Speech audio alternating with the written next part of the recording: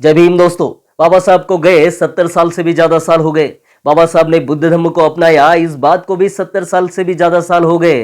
लेकिन अभी भी एक सवाल बार बार दोहराया जाता है। वो सवाल है, बाबा साहब ने बुद्ध धर्म को क्यों अपनाया? या फिर हमें बताया जाता है कि बाबा साहब दूसरे धर्म को अपनाना चाहते थे। लेकिन हम जब इतिहास को समझते हैं, बाबा साहब के पूरे साहित्य को पढ़ने की कोशिश करते हैं, तब हमें समझ में आता है कि बाबा साहब सिर्फ और सिर्फ बुद्ध धर्म को ही अपनाना चाहते थे। बाबा साहब अपने जीवन में कभी भी किसी भी धर्म की तरफ आकर्षित नहीं हुए। अगर हमें इन सवालों के जवाब चाहिए तो हमें 16 मई 1950 को बाबा साहब ने महाबोधि मासिक में लिखा हुआ लेख समझना जरूरी है। बाबा साहब का ये लेख समझने के बाद आपको कोई भी दुविधा नहीं आएगी, हर एक सवाल का जवाब आपको मिलेगा।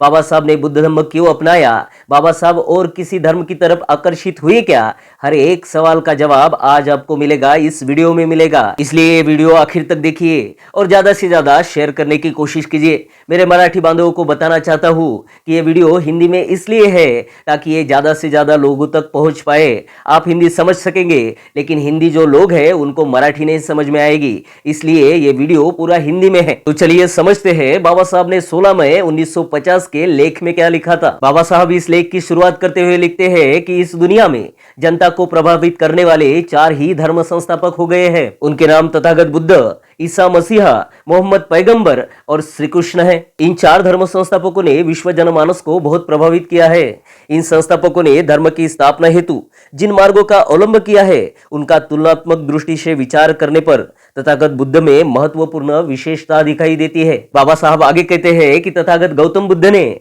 अपने अहंकार पर पूर्णता विजय पाया और यही उनकी विशेषता है। ईसा मसीहा ने बाइबल के कदम कदम पर बताया है कि मैं ईश्वर का पुत्र हूं तथा मेरे द्वारा ही लोगों को मोक्ष प्राप्त हो पाएगा। मोहम्मद पैगंबर ईसा मसीहा से एक कदम आगे निकलकर कहते हैं, मैं ईश्वर का दूत हूं तथा अंतिम दूत हूं। श्री कृष्ण के बारे में तो कुछ मत पूछिए, वे इन दोनों धर्म संस्थापकों पर मात करते हुए कहते हैं, मैं देवादि देव हूं, मैं ही स्वयं परमेश्वर हूं।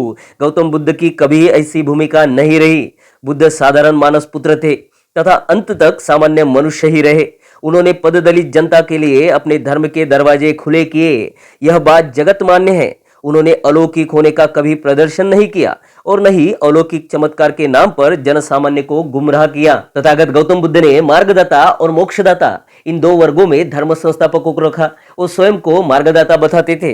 इन 4 धर्म संस्थापकों में एक और बड़ा अंतर है। ईसा मसीहा तथा मोहम्मद पैगंबर बताते हैं कि हम ईश्वर का आदेश जनता को देते हैं जो पूर्णतः सत्य है, और दूसरी तरफ श्री कृष्ण का आदेश स्वयं परमेश्वर का ही आदेश होने के कारण उसमें कोई संदेह ही नहीं। लेकिन तथागत बुद्ध ने कभी भी ऐसा कुछ नहीं किया है। उन्होंने अपने शिष्य आनंद को बताया कि अपना धर्म विचार तथा अनुभव पर आधारित है, इसलिए हमारी बातों को शिष्यों ने सराकों पर नहीं लेना चाहिए। उन्हें विचार यदि योग्य न लगे, अनुभव पर खरे नहीं उतरे, तब शिष्यों ने अंधश्रद्धा में बहकर उनको स्वीकार नहीं करना चाहिए। बुद्ध ने अपने शिष्यों को यह अधिकार दिया, यह स्वतंत्रता दी। शिष्य आवश्यकता पड़ने पर अपने वचनों को सुधार सकते हैं। बुद्ध के स्पष्ट विवेचन को देखने के पश्चात अब हम बौद्ध धर्म की अन्य धर्मों से तुलना करते हैं। बाबा साहब आगे कहते हैं कि बौद्ध धर्म और हिंदू धर्म की तुलना करने के बाद हमें दिखाई देता है कि बौद्ध धर्म का आधार नैतिक आचरण है, जबकि हिंदू धर्म कर्मकांड पर आधारित है। स्नान, पूजा पाठ, छुआछूत तथा यज्ञ याग में पूरा हिंदू धर्म समाहित है,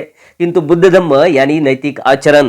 बुद्ध धर्म में ईश्वर नहीं है, ईश्वर की खाली जगह को नैतिक आचरण ने पूरा किया है। तथागत बुद्ध ने धर्म शब्द को क्रांतिकारी ढंग से अधोरेखित किया है। वैदिक धर्म आचरण पर आधारित न होकर वह यज्ञ याग के कर्मकांड पर आधारित है, जबकि बुद्ध ने कर्मकांड का त्याग किया है। उन्होंने कर्मकांड के स्थान पर नैतिक आचरण को स्थापित किया है। श्री कृष्ण के निष्काम कर्मयोग ने लोगों को भरमाया है। बाबा साहब आगे कहते हैं कि नित्य तथा नैमित्तिक इस तरह के 2 कर्म होते हैं। नित्य कर्म करने ही होते हैं, इन कर्मों से कोई फल की अपेक्षा नहीं कर सकता, इसलिए यह सारे नित्य कर्म निष्काम ही होते हैं, जबकि नैमित्तिक कर्म फल की आशा से किए जाते हैं। श्री कृष्ण ने ऐसे कर्मों का धिक्कार किया है। श्री कृष्ण ने नित्य निष्काम कर्म की स्तुति की है।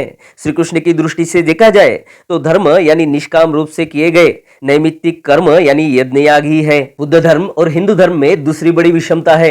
हिंदू धर्म की रचना अमंगल भेदाभेद पर की गई है, जबकि बुद्ध धर्म की रचना समता पर की गई है। 4 वर्णों के विभाजन पर ही धर्म आधारित है, इस बात से कोई भी इनकार नहीं कर सकता। लेकिन बुद्ध ने इन 4 वर्णों के विरुद्ध विद्रोह कर उनके मूल पर ही वार किया है, और यह बात सबको पता है।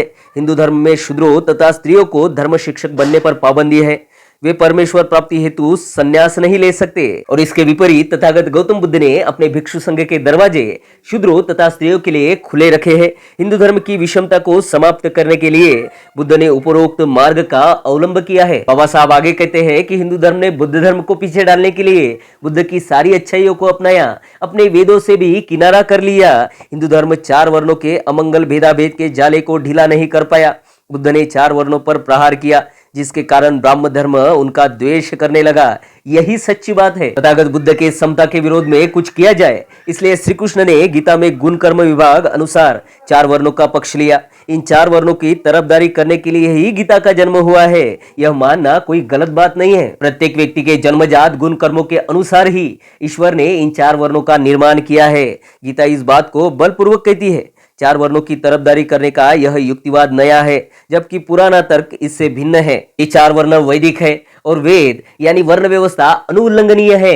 यह पुराना युक्तिवाद था, लेकिन बुद्ध ने वेदों पर बहुत बड़ा वार किया, उस पर प्रहार किया। परिणाम था पुराना तर्क कमजोर पड़ने लगा और इसी कारण हिंदुओं को नए युक्तिवाद का आश्रय लेना पड़ा। बाबा साहब आगे कहते हैं कि बात एकदम स्पष्ट है। इन 4 वर्णों की यह नई वकालत हिंदुओं को अच्छी लगने लगी है। इसी बनावटी युक्तिवाद यानी जाति को जन्म देने वाली वर्ण व्यवस्था पर हिंदू लट्टू हो गए। फलता हिंदू समाज में जाति भेद अजरामर हो गया। 4 वर्णों का समर्थन यह सांख्य दर्शन पर आधारित है। इसमें कुछ नया नहीं है और इस सांख्य दर्शन का उपयोग करने में श्री कृष्ण की विशेषता दिखाई पड़ती है। सांख्य दर्शन के प्रणेता कपिल मुनि को ईश्वर का अस्तित्व मंजूर नहीं था। सृष्टि के जड़ चेतन भेद से ही ईश्वर की आवश्यकता महसूस होती है।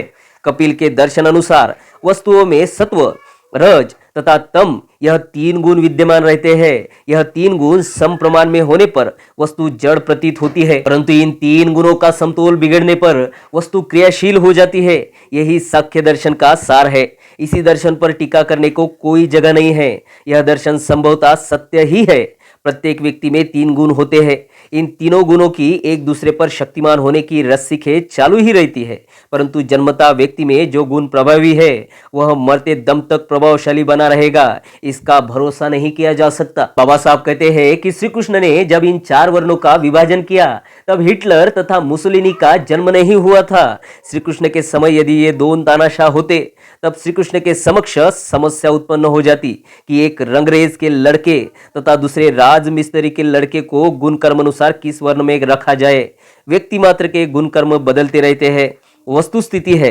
ऐसी वस्तुस्थिति होने के कारण गुण कर्म अनुसार हमेशा के लिए 4 वर्णों का निर्धारण करना एकदम असंभव है। उपरोक्त विवेचन से श्री कृष्ण द्वारा गुण कर्म अनुसार बताए गए ये 4 वर्ण धराशायी हो जाते हैं। यह दिखाई पड़ता है। हिंदुओं में व्याप्त बाबागिरी तथा गुलामी के कारण उनके मन में सुविचार आना असंभव है, जिसके परिणाम स्वरूप हिंदू धर्म में 4 वर्णों पर आधारित अमंगल छुआछूत का पालन होता है। हिंदू धर्म के इन 2 दोषों को झटक दिया। बुद्ध ने बुद्ध धर्म का विशुद्ध स्वरूप रखा है। बुद्ध धर्म के विशुद्ध स्वरूप को पहचानने में हिंदू लोग असमर्थ रहे हैं। फलता हिंदुस्तान में बुद्ध धर्म के पुनः प्रसार को लेकर कुछ लोग निराश हुए हैं, परंतु निराश होने का कोई कारण ही नहीं है। बाबा साहब इस लेख में आगे कहते हैं कि हिंदू धर्म के लोगों के 2 वर्ग किए जा सकते हैं। हिंदू धर्मावलंबियों का एक ऐसा वर्ग जो सभी धर्मों को एक जैसा मानता है। दूसरे धर्मों के लोग भी इस वर्ग को अपना समर्थन देते हैं, परंतु सभी धर्म समान हैं। इस सत्य का प्रलाप करने वालों को ज्ञात नहीं है कि विश्व में इतना असत्य तथा मूर्खतापूर्ण विचार दूसरा कोई नहीं कर सकता। धर्म के नाम पर विधवा स्त्री को मृत पति के साथ सती होने की जबरदस्ती की जाती है। धर्म के नाम पर स्त्रियों को पर्दे में रखा जाता है। धर्म के ही नाम पर नाबालिग लड़की को पत्नी बनाकर उस पर बलात्कार करने का अधिकार पति को दिया जाता है। यह सब धर्म बताता है। धर्म के नाम पर स्त्रियों तथा शूद्रों को कुत्तों बिल्लियों से भी नीच समझा जाता है। सभी धर्म एक समान है, ये हमें बताया जाता है, लेकिन इस तरह की सोच क्या बुद्धिहीनता का परिचायक नहीं है? अपने हिंदू धर्म में भी कुछ कमियां हैं। ऐसे सोचने वाले हिंदू धर्मियों का भी दूसरा वर्ग है, परंतु ये लोग हिंदू धर्म की बुराइयों को खुले तौर पर रखना नहीं चाहते हैं। समाज ने धर्म का जन्मजात उपहार दिया है। व्यक्ति का स्वाभिमान तथा श्रेष्ठत्व की भावना धर्म से जुड़ी हुई है। सामान्य व्यक्ति इस भावना का त्याग नहीं कर सकता है। इसी भावना में देशाभिमान भी होता है। इस त्रिवेणी संगम के कारण भला बुरा देश मेरा, भला बुरा मेरा धर्म, ऐसा अहंकार साधारणतः ठीक लगता है तथा वह स्वाभाविक भी है। इसलिए धर्म का त्याग न करते हुए हिंदू लोग धर्म के दोषों को अनदेखा करने के लिए दूसरे मार्गों का अवलंब करते हैं। सभी धर्मों में दोष है, इसलिए धर्मों का विचार करना अनावश्यक है, ऐसा भी कुछ लोग मानस बनाते हैं। देशाभिमान के पागल विचारों के कारण भी दूसरे धर्म का स्वीकार करना लोगों को अच्छा नहीं लगता है। इन बातों का ऐसा परिणाम हुआ है कि हिंदू धर्म निष्प्रभावी हुआ है तथा समाज में रिक्तता निर्माण हुई। अंत समाज को बिखरने में कोई समय नहीं लगेगा। फिर हिंदुओं की आंखें खुलेगी तथा उन्हें कोई उचित मार्ग स्वीकार करना पड़ेगा। हिंदुओं को बुद्ध धर्म स्वीकारने इतना दूसरा कोई उचित मार्ग नहीं है। हिंदुओं के सामने बुद्ध धर्म का अंगीकार करना एक आशादायक मार्ग है। बाबा साहब कहते हैं कि इसके आगे प्रत्येक धर्म को एक प्रश्न का उत्तर देना होगा। धर्म से पददलित समाज को कौन सा मानसिक तथा नैतिक लाभ होने वाला है? प्रत्येक धर्म को इसे घोषित करना ही होगा। इस तरह का लाभ जिस धर्म से नहीं होगा वह धर्म नेस्तनाबूद होगा। हिंदू धर्म अपने पिछड़े तथा अस्पृश्य समाज हेतु मानसिक तथा नैतिक दृष्टि से उपकारक होगा अथवा नहीं होगा। पिछड़े तथा अस्पृश्य बंधुओं ने ऐसे अहितकारक हिंदुओं में अपने को क्यों बंदिस्त कर लेना चाहिए? हिंदू धर्म आज ज्वालामुखी पर्वत पर खड़ा है। आज वह जीवित होकर भी मरने में जमा है, परंतु वह मरा नहीं है। वह अपनी अंतिम सांसें गिन रहा है। पिछड़े तथा अछूत लोगों को अपने इंसानियत का एहसास होने पर वे स्वाभिमान के साथ जागरूक होंगे। उन्हें महसूस होगा कि धर्म ने अपना घात किया है। तब हिंदू धर्म हड़बड़ाकर जाग उठेगा। रोमन साम्राज्य में नए ईसाई धर्म ने कैसे सनातनी धर्म को परास्त किया, इस समय उसी इतिहास का स्मरण होता है।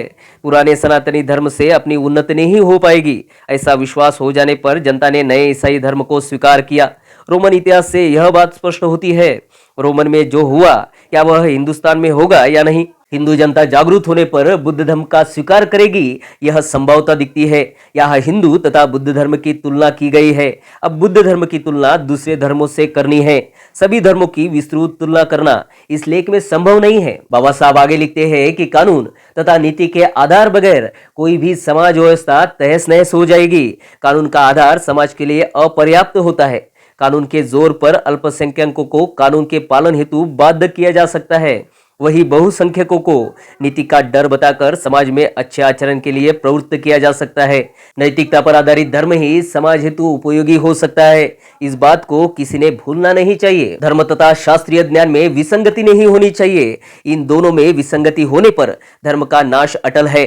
विवेक से विसंगत धर्म कभी भी कार्यक्षम नहीं हो पाएगा। धर्म तथा नैतिक आचरण का संबंध अटूट होता है। धर्म में नैतिक आचरण के नियम को समाहित करने से ही बात पूरी नहीं होगी, अपितु धर्म में स्वतंत्रता, समता तथा बंधुभाव का समावेश अत्यावश्यक है। सामाजिक जीवन में इन तत्वों का अभाव होने पर वह धर्म मृत प्राय होता है। धर्म ने गरीबी का गुणगान नहीं करना चाहिए। धनी लोगों ने यदि निवृत्ति का मार्ग स्वीकार किया तो उनका अभिनंदन ही किया जाएगा, परंतु दारिद्र्यता की स्तुति किसी भी धर्म ने नहीं करनी चाहिए। दारिद्र्यता का गुणगान करने का तात्पर्य अपराध तथा अनैतिक आचरण को बढ़ावा देना होगा। यह इलोक में नरकवास उत्पन्न करने जैसा महापाप होगा। और इन सब कसौटी पर कौन सा धर्म खरा उतरता है, यह हम सब देखेंगे। अब महात्मा के दिन लद गए हैं तथा विश्व ने नए धर्म की स्थापना की गई है। इस बात को अच्छी तरह समझ लेना होगा। और वस्तु स्थितियां ऐसे होने के कारण वर्तमान में जो धर्म अस्तित्व में है, उन अच्छे बुरे धर्मों में से हमें किसी एक का चयन करना होगा। ऊपर जो कसौटियां बताई गई है उनके आधार पर कौन सा धर्म बुरा तथा कौन सा धर्म 100% सच्चा है, यह प्रश्न हमारे समक्ष उपस्थित होता है। इन समस्त कसौटियों पर एक ही धर्म खरा उतरता है और वह है बौद्ध धर्म।